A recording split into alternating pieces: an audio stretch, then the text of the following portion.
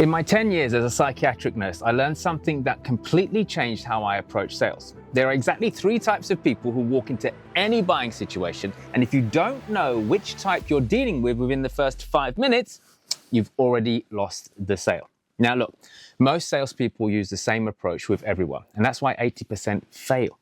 Look, when you understand your buyer, the buyer psychology, the way that I do, you can literally diagnose your prospect like I used to diagnose patients, and then prescribe the exact sales approach that gets them to say yes. And in this video, I'm going to break down all 3 buyer types for you today, give you the specific language patterns that work with each one, and show you how to identify which type you're dealing with before they even finish their first sentence. By the end of this video, you'll never struggle with a difficult prospect again. Now look, let me take you back to my nursing days. When someone was admitted to our psychiatric ward, the first thing we did was prescribe It wasn't prescribe medication, it was to assess their psychological profile. Because you can't treat someone effectively until you understand how their mind works. Look, the same principle applies to sales. You can't sell to someone effectively until you understand their buying psychology. And here's what I discovered when you're dealing with a patient making a treatment decision or a prospect buying and making a buying decision. There are 3 core psychological profiles. Now in psychiatry, we call these personality disorders, but in sales, we call them buyer types. And just like in medicine, once you diagnose the type, you know exactly how to treat them. You see, the problem is most salespeople aren't like doctors who prescribe the same medication to every patient regardless of their condition, okay? What we need to do is get used to understanding that most salespeople, they use the same pitch, the same closing techniques, the same objection handlers with absolutely everyone, and they wonder why it doesn't work. But when you understand these 3 buyer types, which I'm about to share with you, you can adapt your entire approach to match their psychological needs, and that's when selling becomes easy. All right, so let's get stuck into it. Now, the first buyer type is what I call the analytical buyer. In my nursing days, these were patients who wanted to know everything about the medication, the side effects, the success rates, the clinical studies and trials. They needed data to feel comfortable with making a decision. Analytical buyers make up about 40% of your prospects, and they're driven by one core need: certainty. They want proof, they want evidence, they want logical reasons to justify the purchase, and they're terrified of making the wrong decisions. So they research everything to death. So here's how to spot an analytical buyer within the first 5 minutes, okay? They ask you detailed questions about your process, your results, your methodology. They want to see case studies, testimonials, and data. They will say things like, what's your success rate? Or can you show me some examples? Or how do I know this will work for me? They speak slowly and deliberately. They take notes, and they might even bring a list of questions with them to your meeting. And here's the key. They're not trying to be difficult. They genuinely need this information to feel safe about making a buying decision. Now, here's where most salespeople mess up with analytical buyers. They try to rush them. They get impatient with all the questions. They try to use emotional closing techniques, and the analytical buyer just simply shuts down completely. So here's how you actually sell to an analytical buyer. First, slow down your pace. Match their energy. If they're speaking slowly and thoughtfully, do the same. Don't try and speed them up, you'll lose them. Second, lead with logic and proof. Start your presentation with statistics and case studies, concrete results.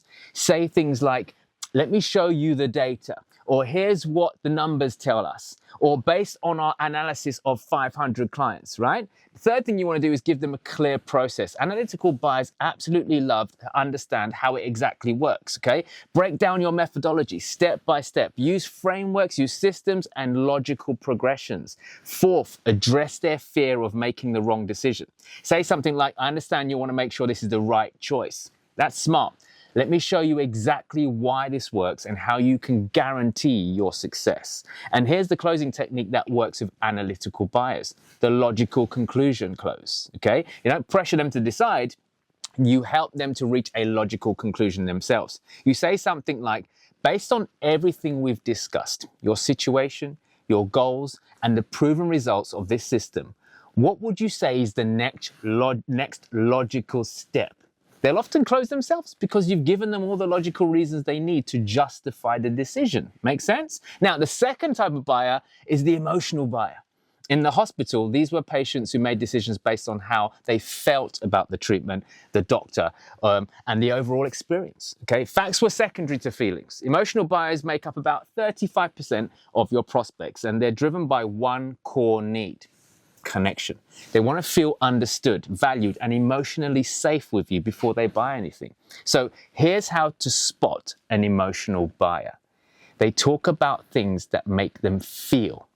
They'll say things like, I'm frustrated with my current situation, or I'm excited about the possibility, or I'm worried about making the wrong decision. They ask personal questions about you. They want to know your story, your background, why you do what you do. They're trying to establish a personal connection. They make decisions quickly once they trust you. Now, unlike analytical buyers who need time to process, emotional buyers can decide in the moment if they feel good about your solution. They're influenced by stories, testimonials, and social proof, but not the data kind. They want to hear about someone else's personal experiences and transformations. Now, here's what most salespeople mess up with when it comes to emotional buyers. They focus too much on features and benefits. They try to overwhelm them with logic and data. Or worse, they don't take the time to build the emotional connection that emotional buyers desperately need. So here's how to sell to an emotional buyer. Number one, build rapport. Immediately ask about their background, their challenges, their goals. Show genuine interest in them as a person, not just as a prospect. Second, share your story. Emotional buyers need to connect with you personally before they'll trust you professionally. They'll tell them why you do what you do, what drives you, what are you passionate about. And the third thing you want to do is use emotional language. Instead of saying this system will increase your revenue by 30%, say imagine how it will feel when you never have to worry about money again. Fourth, focus on transformation stories. Share client success stories that emphasize an emotional journey. The struggle, the breakdown, the transformation, make it vivid and make it relatable to the prospect. And the fifth thing you want to do is address their emotional concerns. You have to do this directly. If they're worried, acknowledge it. If they're excited, amplify it. If they're frustrated, validate it. And here's the closing technique for emotional buyers: the vision close. You paint the picture of the ideal future, help them feel what it would be like to achieve it. And you say something like, close your eyes for a moment and imagine it's 12 months from now. You've implemented everything we've just discussed. How does it feel to wake up in the morning, every single morning, knowing that you've solved this problem for good? What does your life look like? How does it feel? How do you feel about yourself? And when they open their eyes, they're emotionally invested in that future. Then you simply say, would you like me to help you to turn that vision into a reality? Make sense? Buyer number three, the skeptical buyer. I'm sure you've come across these guys, right? The third buyer is the skeptical buyer. And these are the toughest ones to crack, in my opinion, all right? Now, in hospital, these were patients who questioned everything: the diagnosis, the treatment plan, even whether they needed to be there at all. Now, skeptical buyers make up about 25% of your prospects, and they're driven by one core need: control. They don't want to be sold to or manipulated or pressured. They want to feel like they're in charge of the decision-making process, right? Now, here's how you spot a skeptical buyer. They challenge your claims. They'll say things like, how do I know that's true? Or that sounds too good to be true. Or I've heard that all before. What's the catch? They bring up negative experience that they've had with other similar salespeople or similar products. They're testing to see if you're like everyone else, right? So look, they ask tough questions. They're designed to poke holes in your presentation. They're not necessarily trying to be difficult. They're just protecting themselves from making another bad decision. Now, they often have their arms crossed. They lean back in their chair, or they display other defensive body language. They're literally putting up barriers, right? So look, this is where most salespeople completely blow it when it comes to a skeptical buyer. They get defensive. They try to overcome the skepticism with more aggressive sales tactics, right? And they argue with the prospect or try to prove them wrong. This is the worst possible approach because it confirms the skeptical buyer's beliefs that you are just another pushy salesperson trying to manipulate them, right? Now, here's how to sell to a skeptical buyer. First, acknowledge their skepticism and validate it. Say something like, I can tell you've probably heard promises like this before and you've been disappointed, right? And that's smart. You should be skeptical. I would be too. Second, give them control of the conversation.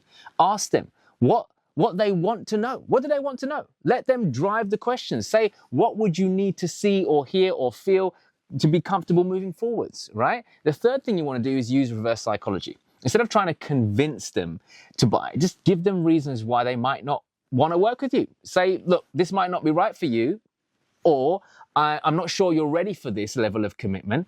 Say stuff like that, right? Now, fourth thing is provide third-party proof. Skeptical buyers don't trust you, but they might trust independent sources. So use testimonials, case studies, reviews from credible sources, etc., etc. The fifth thing you want to do is address their objections before they come up, right? Say you're probably thinking this sounds too good to be true, and here's why it's not. Okay, whatever it is, all right? And here's the closing technique for skeptical buyers, the takeaway close. You actually pull back and you make them chase you. You say something like, look, you know what?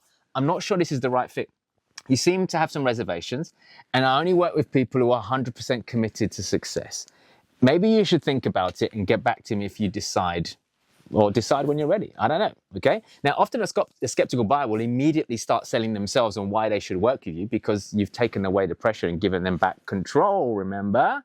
Now, here's the advanced technique, right? How do you identify a buyer type you're dealing with within the first 5 minutes of any conversation? It comes down to one simple question. What brought you here today? Listen carefully to their response. If they give you a detailed logical explanation with specific facts and figures, you're dealing with an analytical buyer, right?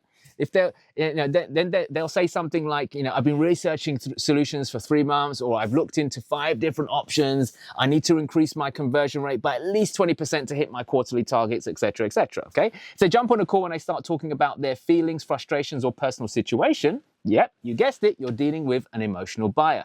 They'll say something like, I'm so frustrated with my current situation, or I feel like I'm spinning my wheels and I'm not getting anywhere.